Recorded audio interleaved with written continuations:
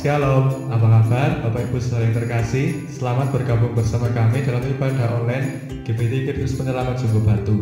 Kali ini renungan firman Tuhan akan dilayani oleh Pendeta Mikael Multi Chandra. Selamat beribadah bersama kami, Tuhan Yesus memberkati.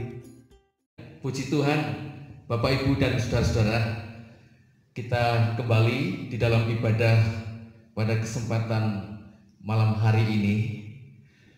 Saya berharap Bapak Ibu semua dalam keadaan sehat dan diberkati oleh Tuhan. Ya, sekalipun kondisi masih tetap ibadah di rumah dalam rangka mendukung pemerintah untuk memutus rantai penyebaran COVID-19. Oleh sebab itu, Bapak Ibu tetap beribadah di rumah. Nah, pada kesempatan kali ini saya ingin menyampaikan tentang iman. Tentang iman. Iman itu bertindak. Ya. Iman itu bertindak. Nah, saya ambil ayat firman Tuhan di dalam Yakobus pasal yang kedua. Saya akan bacakan mulai ayat yang ke-14 sampai 17. Iman tanpa perbuatan pada hakikatnya adalah mati. Apakah gunanya, saudara-saudaraku, jika seorang mengatakan bahwa ia mempunyai iman, padahal ia tidak mempunyai perbuatan? Dapatkah iman itu menyelamatkan dia? Jika seorang saudara atau saudari tidak mempunyai pakaian dan kekurangan makan sehari-hari, dan seorang dari antara kamu berkata, "Selamat jalan, kenakanlah kain panas dan makanlah sampai kenyang," tetapi ia tidak memberikan kepadanya apa-apa yang perlu bagi tubuhnya, apakah gunanya itu? Ayat 17, demikian juga halnya dengan iman. Jika iman itu tidak disertai perbuatan, maka iman itu pada hakikatnya adalah mati. Saudara-saudara, jadi berdasarkan ayat ini saya memberikan tema iman itu bertindak. Setuju saudara? Ya.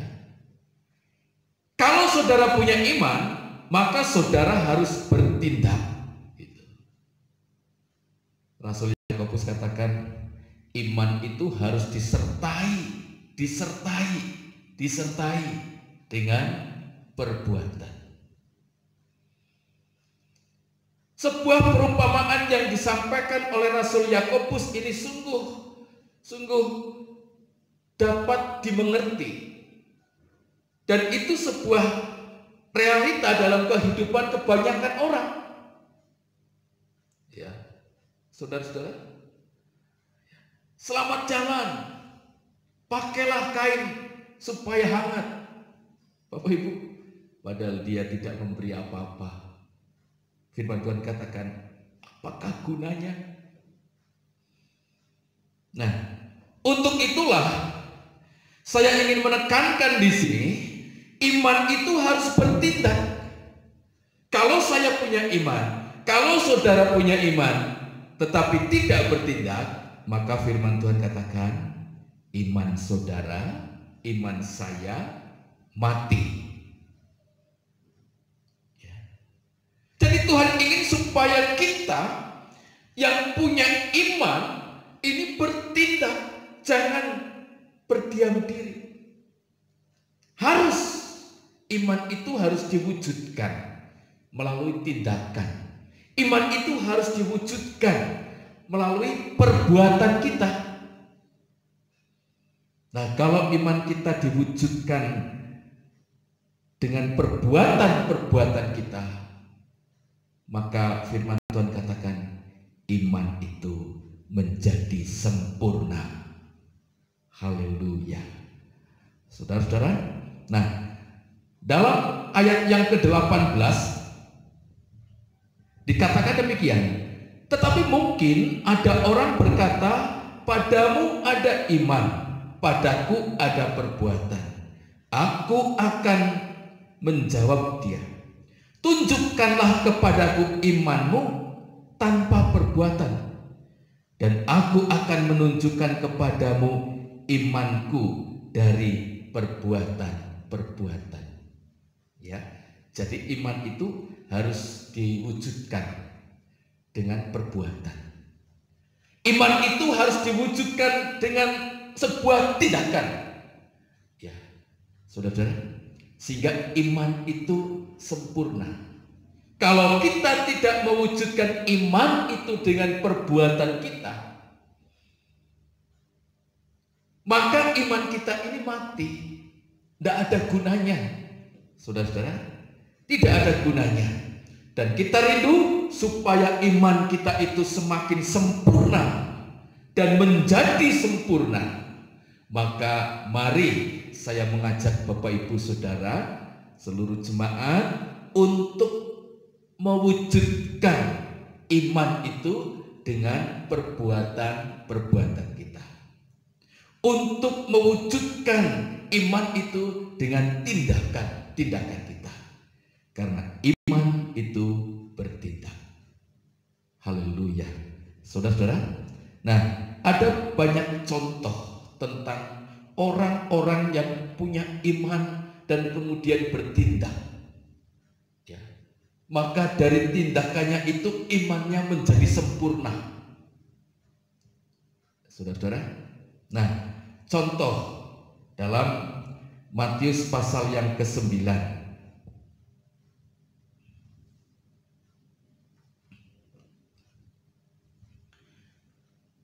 Dalam Injil Matius pasal yang ke-9,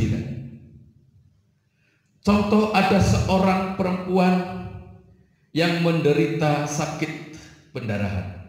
Ya. Matius pasal yang ke-9.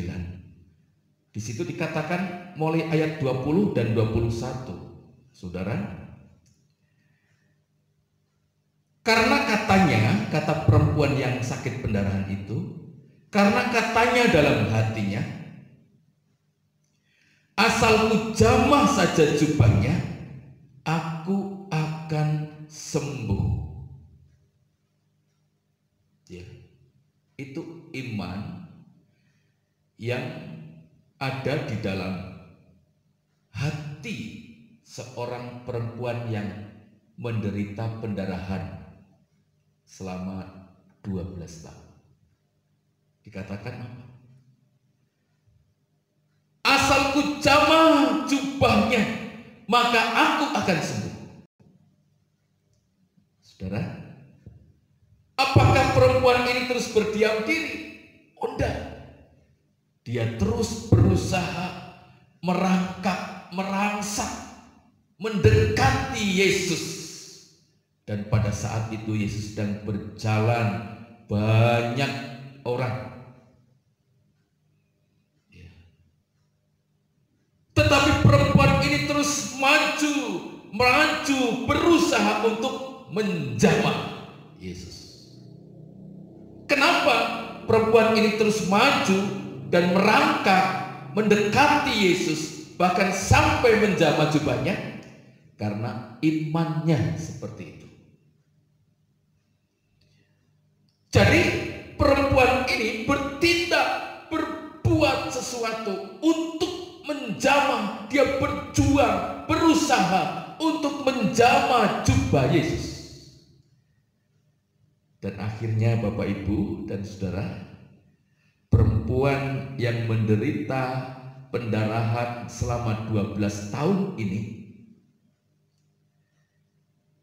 karena imannya dinyatakan dalam perbuatannya, maka imannya menjadi sempurna. Sembuhlah sakitnya.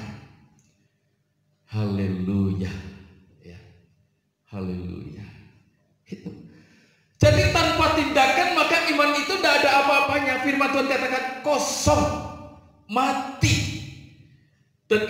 contohnya seorang perempuan yang menderita pendarahan selama 12 tahun.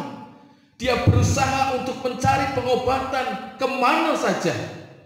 Tapi ketika mendengar Yesus lewat, dia berusaha dengan imannya terus bertindak, asalku jama jubahnya, maka aku akan sembuh. Dan imannya menjadi sempurna karena apa? Karena diwujudkan dengan tindakannya untuk menjamah Yesus. Haleluya. Contoh berikutnya Bapak Ibu dan Saudara, dalam Injil Markus, ya, dalam Injil Markus pasal yang ke-10, ada seorang yang bernama Bartimeus. Injil Markus pasal yang ke-10, saya akan bacakan mulai ayat 46 sampai 48. Yesus menyembuhkan Bartimeus. Lalu tibalah Yesus dan murid-muridnya di Yeriko. Dan ketika Yesus keluar dari Yeriko bersama-sama dengan murid-muridnya dan orang banyak yang berbondong-bondong, ada seorang pengemis yang buta bernama Bartimeus, anak Timeus, duduk di pinggir jalan. Ketika didengarnya bahwa itu adalah Yesus orang Nazaret, mulailah ia berseru, "Yesus, anak Daud, kasihanilah aku." Banyak orang yang menegurnya supaya diam. Namun semakin keras ia berseru, "Anak Daud, kasihanilah aku." Lalu Yesus berhenti dan berkata, "Panggillah dia." Mereka memanggil orang buta itu dan berkata kepadanya, "Kuatkan hatimu, berdirilah, ia memanggil engkau." Ya, Bapak Ibu dan Saudara, sebuah peristiwa yang sungguh luar biasa. Seorang yang bernama Bartimeus adalah seorang yang buta. Pekerjaannya Alkitab katakan mengemis. Ya, saudara-saudara, Bartimeus seorang yang buta, Bapak Ibu.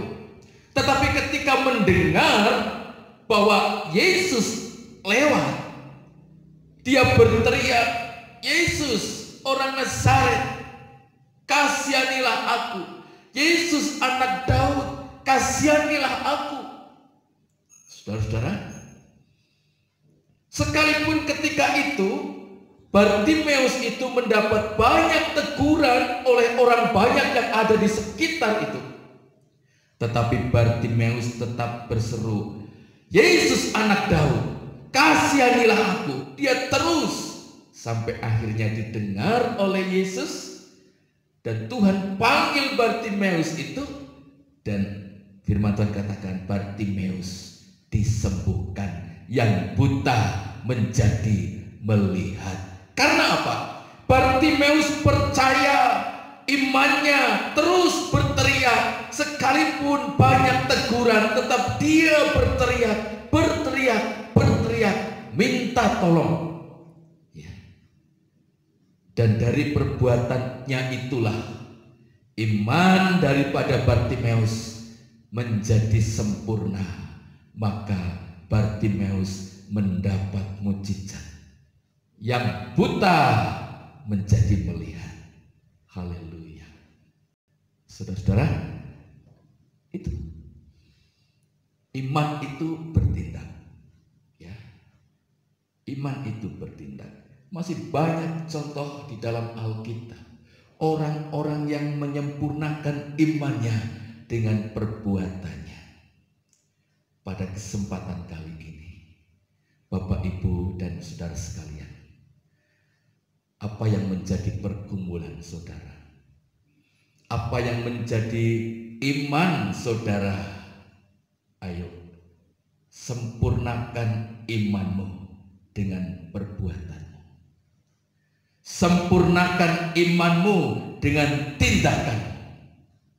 Tidak ada yang mustahil bagi orang yang percaya, karena iman itu bertindak. Saudara-saudara, apa yang menjadi pergumulan saudara? Ayo bertindak seperti Bartimeus. Ayo bertindak seperti seorang perempuan yang sakit pendarahan selama 12 tahun. Seperti Daud, seperti Hana, banyak hal dia bertindak sehingga imannya menjadi sempurna dan berkemenangan. Saudara, tidak ada perkara yang mustahil bagi Tuhan. Tidak ada perkara yang tidak dapat diselesaikan bersama dengan Tuhan. Nyatakan iman saudara dengan tindakan saudara, maka saudara akan mendapatkan pertolongan daripada Tuhan. Haleluya. Tuhan Yesus memberkati. Kita berdoa. Bapa Surgawi, kami hamba-Mu bersyukur buat firman-Mu yang telah kami dengar pada kesempatan kali ini. Kami mohon berkat-Mu ya Tuhan. Biarlah apa yang Tuhan pernah kerjakan bagi Bartimeus, apa yang pernah Tuhan kerjakan bagi orang perempuan yang sakit pendarahan, biarlah itu terjadi di dalam kehidupan seluruh jemaat-Mu, seluruh orang-orang yang melihat tayangan ini.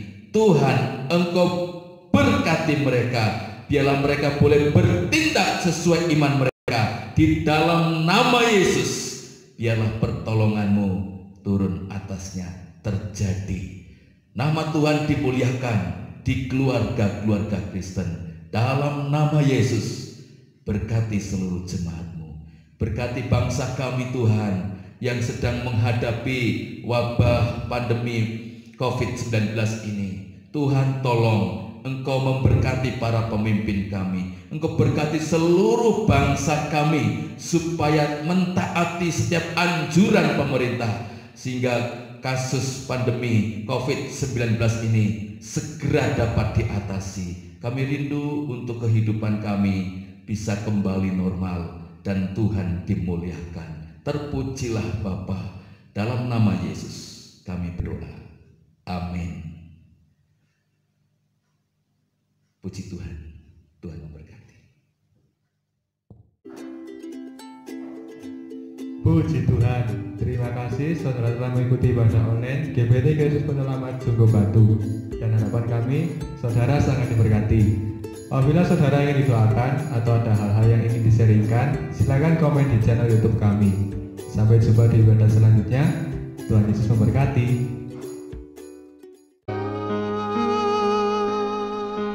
Aku percaya ku dapatkan yang terbaik. Aku percaya ku dapatkan dalam hidupku.